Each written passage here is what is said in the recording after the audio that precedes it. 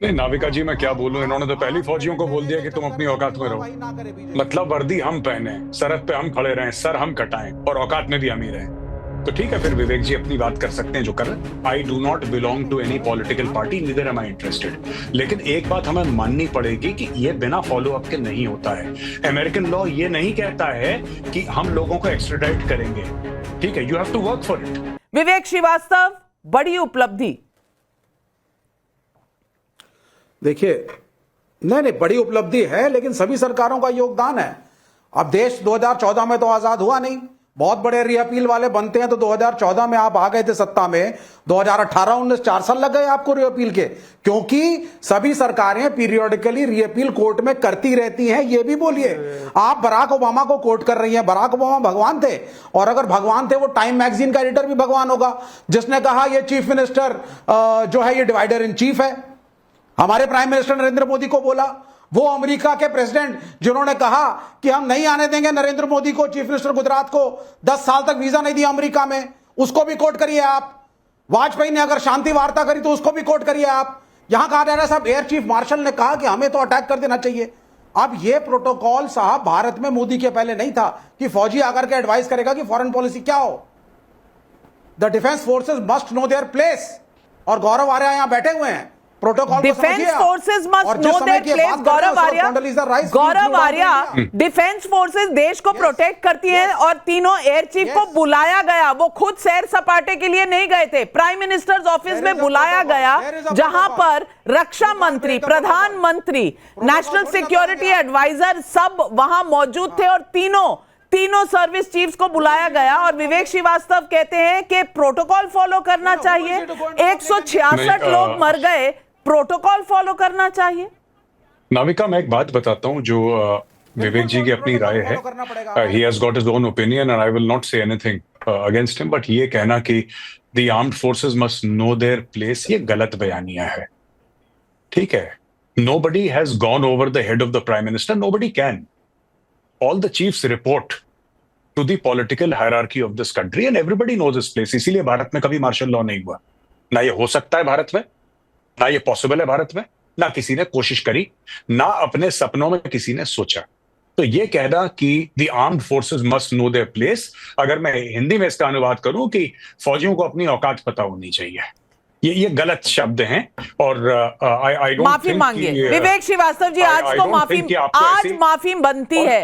जो लोग इस देश की रक्षा करते हैं उनके लिए ये शब्द आपके बिल्कुल फॉलो करोगे ना।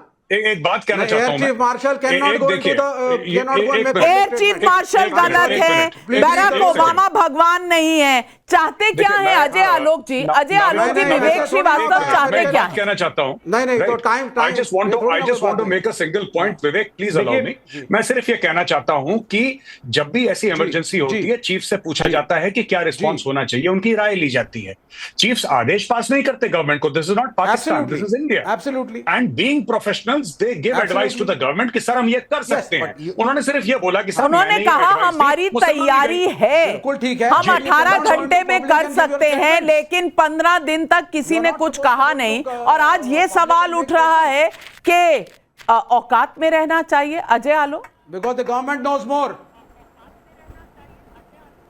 देखिए, ये इनकी पुरानी आदत है, और विवेक श्रीवास्तव जैसे इकोसिस्टम के लोग छटपट इसलिए कर रहे हैं कि तौहीर राना यहां आ गया है। देखिए, ये तो ऑलरेडी सजा काट रहा था ना, जेल में यहां भी रहेगा, उससे मतलब नहीं है इनको। ये इतनी सिक्योरिटी जो लगाई हुई है, 3 रूट चेंज करके ले जाया जा रहा है, तिहाड़ में स्पेशल सेल में रखा जाएगा, full security. Why? He has a threat of life. क्यों? क्योंकि इस इकोसिस्टम से, क्योंकि तौहीर राना जब उगलेगा तो सिर्फ पाकिस्तान नहीं उगलेगा, अब पाकिस्तान के नेटवर्क नहीं उगलेगा, वो अपने हिंदुस्तान के हैंडलर्स को उगलेगा, हिंदुस्तान के नेटवर्क्स को उगलेगा। नविका जी, एक छोटी सी जानकारी देता हूं आपको। और 2011 के शिकागो कोर्ट में भारत सरकार की तरफ से एक भी रिप्रेजेंटेटिव ने, लोकल अमेरिकन, वहां पे एक भी लॉयर को हायर नहीं किया गया था। एक छद्म सा लॉयर इसके अगेंस्ट में कि तौहीर राना को छोड़ा ना जाए, निर्दोष ना साबित किया जाए, यह भारत सरकार की जिम्मेदारी थी कि अपना केस फाइट करती। The minimal effort was put in Chicago court, जिसकी नरेंद्र मोदी जी चर्चा कर रहे थे। यह किसकी जिम्मेदारी थी? यूपीए की हमारी? आप ये बताइए कि पॉल गार्लिक क्यूसी, ये लॉ फर्म है एक, जो भी शिकागो कोर्ट में इसका केस लड़ रही थी। बिल्कुल, बड़े बड़े बैरिस्टर क्वींस काउंसिल्स हायर किए थे तहव्वुर राणा ने, और हमारे यहां से किसी को नहीं किया गया था। सवाल तो बनता है कि ये केस क्यों इतना वीक बनाया गया था। और कमरुज़्ज़मान चौधरी, सवाल पब्लिक भी पूछ रही है। ओम प्रकाश खंडेलवाल का जयपुर से सवाल है, प्रत्यार्पण के समझौतों के तहत तहव्वुर राणा को फांसी नहीं दी जा सकती, लेकिन क्या उसे ऐसी सजा मिलेगी जो मिसाल बन सके? सुरेंद्र नाथानी का धनबाद से सवाल है, जब भगौड़े अपराधी का प्रत्यार्पण नहीं हुआ था तो इसे पीएम मोदी की असफलता बताया गया, तो आज जब उसे पकड़कर भारत लाया गया है तो इसे मोदी की सफलता क्यों ना माना जाए? जवाब दें कमरुज़्ज़मान चौधरी। देखिए, पहले बात तो तहव्वुर राणा जिस केस में बरी हुए थे, आप लोग बोल रहे हो, वही केस में उसको 14 साल का सजा भी हुआ था और वही कोर्ट ने सजा सुनाया था। तो ये गलतफहमी में मत रहिए कि किसी माफ कीजिए, आपकी समझ में थोड़ी गड़बड़ है। डेनमार्क वाले केस में सजा मिली थी, लेकिन मुंबई के टेरर अटैक में सजा नहीं मिली थी। कमरुज़्ज़मान चौधरी, पढ़ लिया करिए। काउंट में हुआ था। नहीं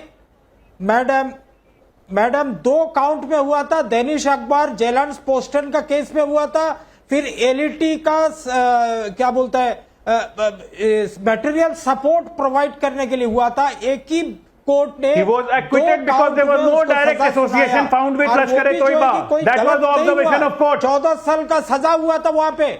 आज इतना साल बाद में नरेंद्र मोदी का झूठ का 5 साल की सेंटेंस सजा थी। मिला यहाँ पे एक प्रोपेगेंडा फैलाते हैं लोग, एक प्रोपेगेंडा फैलाते हैं राष्ट्रीय चैनलों में आकर, ये झूठ पे झूठ, लेकिन ये भूल जाते हैं कि इतिहास और लोगों को भी मालूम है, और लोग भी रिसर्च करके आते हैं चैनलों में। लेकिन ये बात नहीं है नाविका जी। दूसरा बात, आज पुलवामा में 40 फौजियों का शहीद हुआ, आतंकवादी ने किया नरेंद्र मोदी जी का अमल में। आज 500 केजी आरडीएक्स वहां पे कहां से आया, इसका तो जवाब हम में से किसी को मिला नहीं है। क्यों आज ये पुलवामा का केस सुनते इनका मुंह में दही जम जाता है? आज यहाँ पे तहव्वुर राणा को लेकर चलिए, लेकिन तारिक खान भाई, आपसे पूछना चाहूंगी, क्या ये ओछी राजनीति नहीं है?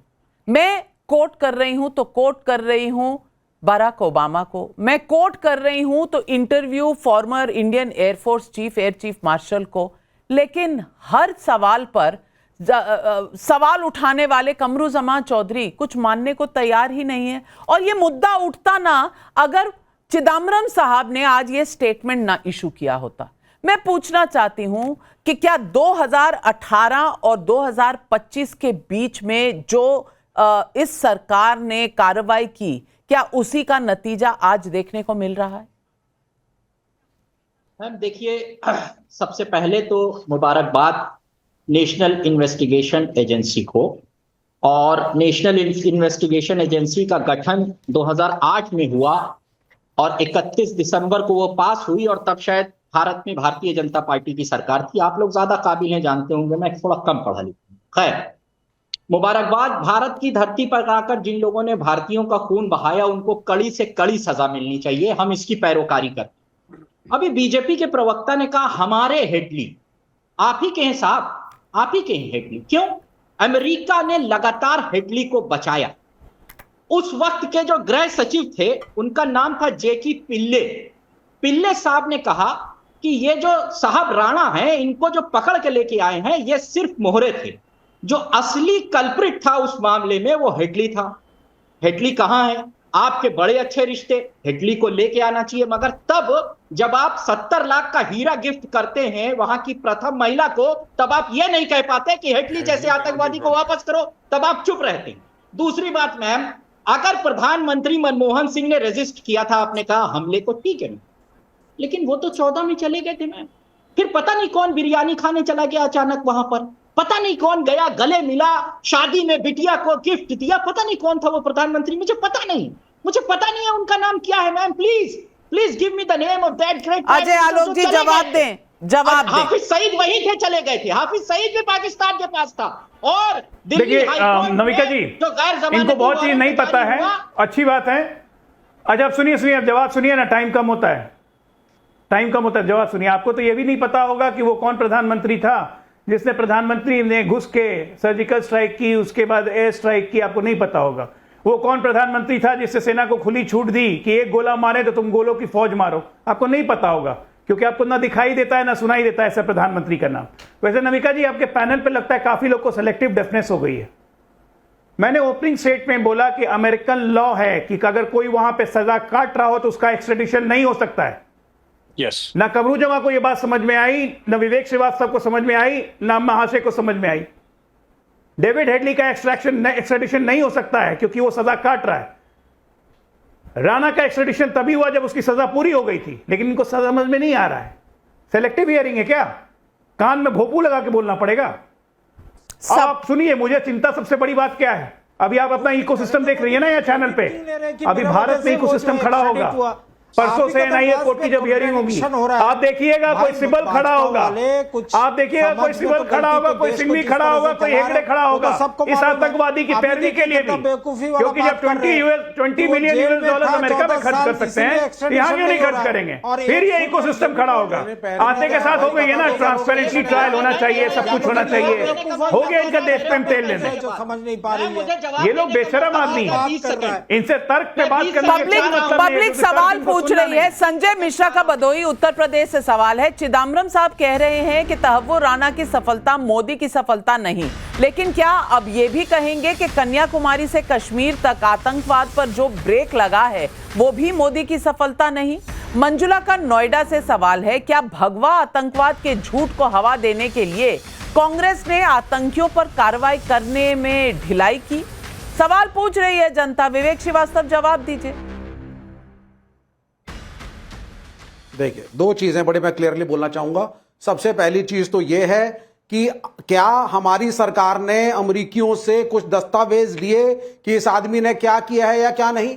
आप इतना लेट एक्सट्रेडिशन इस मुल्क के अंदर हो रहा है और यहां पे अपनी वाहवाही के लिए जो ये जो राणा का फेस्टिवल मनाया जा रहा है, इनसे जरा पूछा जाए कि होने क्या जा रहा है। मैं तो ये जानना चाहूंगा, उस आदमी का ऑलरेडी वहां पे ह्यूमन राइट्स वाले खड़े राणा का फेस्टिवल बन रहा है। पूछताछ विवेक श्रीवास्तव 166 लोगों की मौत हुई है मुंबई टेरर अटैक्स में। आपको राणा का एक्सट्रेडिशन और भारत लौट कर आना फेस्टिवल लग रहा है, त्योहार लग रहा है? गौरव आर्या, इस तरह की मानसिकता को आप क्या कहेंगे? इस तरह की मानसिकता को क्या कहेंगे? बीमार हैं आप विवेक श्रीवास्तव जी, आप बीमार हैं, इलाज करवाइए। बहुत जल्द आपको इलाज की जरूरत पड़ेगी। आप दिमागी तौर पर, आपके जहन पर कोई बहुत ज्यादा दबाव है, आप बीमार हो चुके हैं। गौरव आर्या। नहीं नाविका जी, मैं क्या बोलूं, इन्होंने तो पहली फौजियों को बोल दिया कि तुम अपनी औकात में रहो। मतलब वर्दी हम पहने, सरहद पे हम खड़े रहें, सर हम कटाएं और औकात में भी हम ही रहें। तो ठीक है, फिर विवेक जी अपनी बात कर सकते हैं जो कर रहे। देखिए, बात यह है ना कि I do not belong to any political party, neither am I interested. लेकिन एक बात हमें माननी पड़ेगी कि यह बिना फॉलो अप के नहीं होता है। अमेरिकन लॉ ये नहीं कहता है कि हम लोगों को एक्स्ट्राडाइट करेंगे। ठीक है, you have to work for it. मैं ये नहीं कह रहा कि कांग्रेस पार्टी के लोगों ने काम नहीं करा, मैं वो पॉइंट नहीं बता रहा हूं। मैं कह रहा हूं आज की तारीख में जब वो आए हैं तो पिछले कई सालों से फॉलो अप हुआ होगा, वेरियस गवर्नमेंट्स ने फॉलो अप करा होगा, इस सरकार ने भी करा है। I think we all deserve to be कांग्रेचुलेटेड।